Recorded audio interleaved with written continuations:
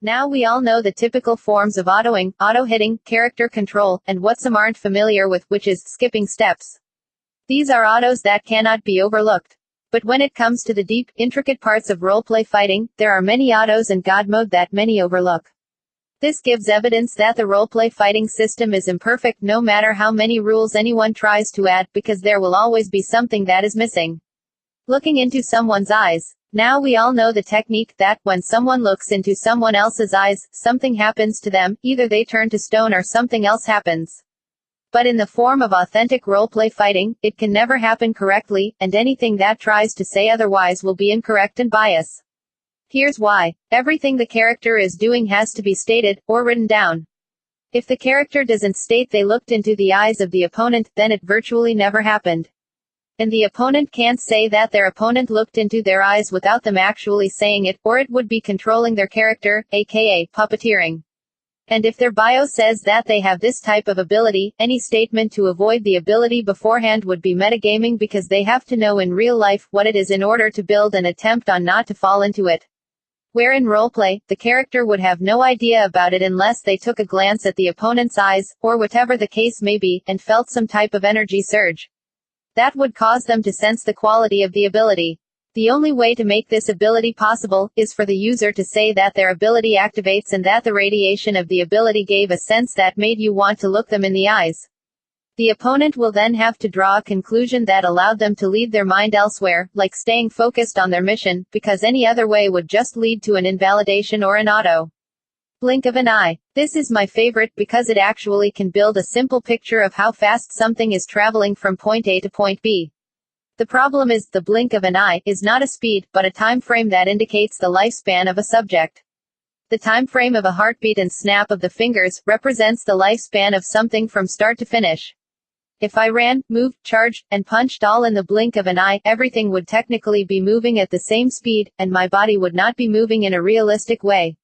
In the real world, because I can lift my hand faster than I can lift my foot, which is typically how the human body is made to function, in roleplay fighting, if I say that my punch and kick moved across the same amount of distance, with the same amount of energy, in the blink of an eye, I would be wrong and making an invalid move.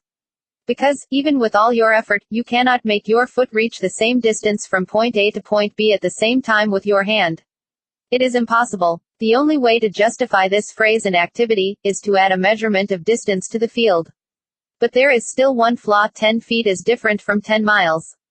So whatever reaching 10 miles in the lifespan of a blink would be moving faster than that which is reaching 10 feet. But guess what? They would be virtually meeting their destination at the very same time. This is why the use of this phrase fits into roleplay fighting ambiguously. Because, without distance, the use of that phrase is virtually meaningless. And because the lifespan of a blink will never change, no matter the distance between point A and point B, it will always reach its mark at that time frame. This allows the phrase to only be used to build an illustration on how long something took to get from point A to point B. As far as it equating for speed, it can't, but no matter how far or close, the arrival at the destination will always be the same. Sufficient detail. When it comes to detail, there can be too little, and there can be too much.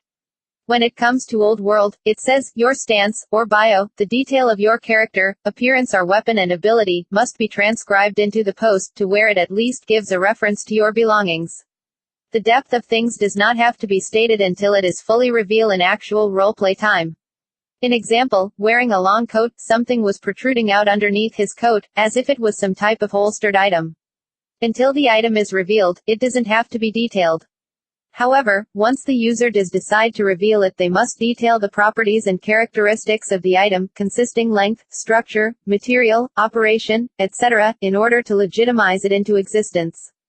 Also, Old World says, the process of functions and abilities does not have to be stated, but only the ability itself and what it is designed to do are the main, if not the only aspect of the ability that is the most important. Some disagreed with this, saying, to a certain extent, and, depending on your writing skills, which indeed holds some truth.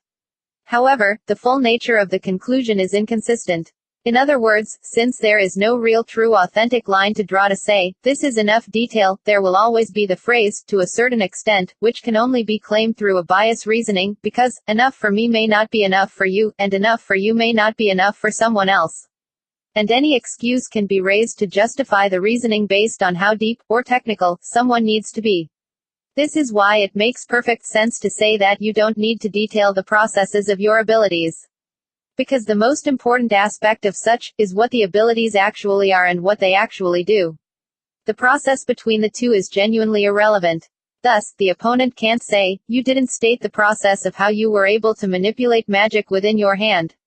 Obviously, it was because I am a fire mage. Therefore, Old World, according to Virtual Warfare, says, you don't have to focus on the process of detailing your abilities, and no one can say, you didn't add enough detail, to disqualify you, but only be done so to build a better understanding of the roleplay fight. In New World, because it is mostly based on being critical, elaborate and fair, it is only right to say that you must detail the process of your abilities. Because processes take time and effort, and no matter how fast it can travel, it still has to process, say, 5 steps, in order to be completed. And because roleplay fighting deals with real time, stating the process of your abilities is very essential. Because, if we are moving at the same speed of doing things, and my process takes 5 steps and yours takes 3, still moving at the same speed, who would be done first? The answer is obvious. This is why being critical toward detailing speed in a roleplay fight is somewhat meaningless. Because no matter how fast you punch, you still have to follow the process of lifting your hand, getting it ready to strike, then striking. This is how martial arts, in virtual form, must be documented in order to legitimize the content. Because, if I'm a boxer, which causes the boxer to cock back and punch, and you're a kung fu master, which causes the master to just thrusts out his fist where he's at to strike, who do you think will strike first? The one who has to cock back and punch, which takes 2 steps, or the one who just thrusts his hand out, which takes 1 step? Again, the answer is obvious. This is why it is very essential to state the process in which you're using for your abilities. Because when it comes to using powers, this concept must also apply. Unlike Old World, where you don't have to state the processes of your abilities, in New World, you do. Because again, the world's rule set causes everyone to fight with critical logics, which would include more than just basic measurements, like distance, speed and weight, but also the notation of how much time has passed and how much effort, or exertion, was used to handle the process. And the only way to do that is to state the process of the ability. So if we're virtually moving at the same speed, if it takes me 2 steps and it takes you 1, who would be done first? This is where the phrase, to a certain extent, and, it depends on your writing skills, becomes legitimate excuses. Because now that you must be critical about time and energy, you can say to me, you forgot to do this, and someone might say to you, you forgot to do that, and again, any claim aimed to be justified would just be done through a bias reasoning. The winner would ultimately be the one with the biggest ego. This is why virtual warfare teaches the 5 basic commands. Through these 5 easy literary steps, the aspect of space-time is implemented into the system. In the Telekinetic section of Virtual Warfare's video series, it teaches that one must state that their focuses are concentrated on a particular element, or power, in order to manipulate it. Because, in all reality, we have to think about our abilities, or at least acknowledge them, before we are to even able to use them. Therefore, in New World, it is important to state some sort of focus or concentration on the object, or power, before attempting to manipulating it, because the opponent can literally interrupt that focus with the power of his own. That means, the essence and measurement of one's effort now needs to come into play. Because, I can either use all of my concentration to manipulate a power, or I can use a sufficient amount of it.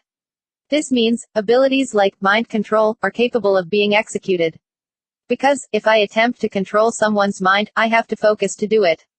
That means, I'll be partially unaware of my surroundings, like going into a meditative state, and my opponent can either send out a mental shield to stop it, or throw something to distract me. It doesn't just happen instantly because I have the ability. It has to go through a process of focusing, channeling, entering in an attempt to control, in order to be successful. And since the opponent has an equal opportunity to interrupt me at any moment, there is nothing wrong with the ability and thus does not need to be banned. This is why stating effort, which virtual warfare inscribed as the laws of exertion, is important.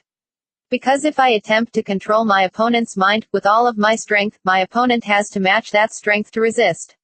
If he doesn't, I have an opportunity to control my opponent. However, that doesn't mean I automatically win. Because the most powerful human element, which I will not say because it may be used abusively, can always grant a spark of hope for the opponent to gain full control of his body. Nothing is impossible but the impossible itself. Many people do not state that they focus. The understanding of virtual warfare, however, requires a person to state that they're initiating some type of concentration. Because of this, those who follow the virtual warfare method can say, "You forgot to state that you focused." But that is not what the method is for. It is to draw an unofficial line to say, "This is enough detail," on any level of writing. So phrases like, "it depends," and calls like, "you forgot to state this," will be eliminated, cleaning up the inconsistencies, and filling up loopholes of the system. Turn-based fighting versus real-time fighting. When it comes to using turns to reactivate or gain certain abilities, even producing an ability that lasts for several turns, the player cannot abide by the concept of real-time roleplay fighting, because the gameplay of the two totally contradict each other. One says, the essence of time is transpired through the series of turns, and the other says, the essence of time is transpired through the series of events. Here's an example. If two fighters are fighting, and one say they get an energy boost every 2 turns, while following the rules of real-time fighting, and if 10 seconds passed within that real-time roleplay fight, this means that person would receive an energy boost in 10 seconds. However, if 3 seconds passed in the next 2 turns, they will receive the boost then. This example itself proves the inconsistent nature of turn-based abilities mixed with real-time fighting, because both concepts express the essence of time in different ways. Therefore, they cannot be combined.